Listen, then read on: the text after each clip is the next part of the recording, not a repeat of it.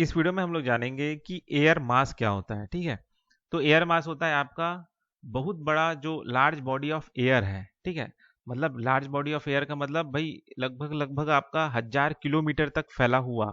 ठीक है, 1000 किलोमीटर तक फैला हुआ जो आपका लार्ज एयर बॉडी है। ठीक है, उसे हम एयर मास कहेंगे। ठीक है, अब इस एयर मास की खास बात क्या होता है, इस एयर मास का खास बात ये होता है कि इसमें ना जो टेम्परेचर है पूरा का पूरा थ्रू आउट, जहां से लेके अंत एंड तक, जहां तक जो 1000 किलोमीटर तक जो फैला हुआ है एयर पास या लार्ज बॉडी ऑफ एयर, उसका जो टेम्परेचर है वो सेम रहता है। ठीक है, साथ ही साथ इसमें जो मॉइस्चर कंटेंट है या मॉइस्चर कंडीशन जो है वो सेम रहेगा शुरू से लेके आखिरी तक। ठीक है, तो उसे हम कहेंगे आपका एयर मास। ठीक है, अब ये जो एयर मास होता है ये दो तरह का होता है, आपका वार्म एयर मास और कोल्ड एयर मास। ठीक है, या फिर मॉइस्ट एयर मास भी कहते हैं। ठीक है ना।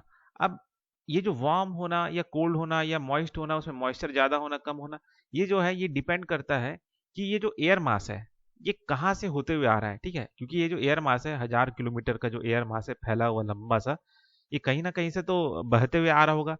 तो जहां से ये बहते हुए आ रहा है या जिसके ऊपर से ये बहते हुए आ रहा है उसका प्रॉपर्टी ये ले लेता है। ठीक है, अगर जैसे मान के चलो कि जैसे बहुत बड़ा वाटर बॉडी है। ठीक है, उसके ऊपर से अगर वो होते हुए आ रहा है, अब वो गर्म वाटर बॉडी है तो वो गर्म हो जाएगा। ठीक है, उसमें मॉइस्चर कंटेंट ज़्यादा हो जाएगा।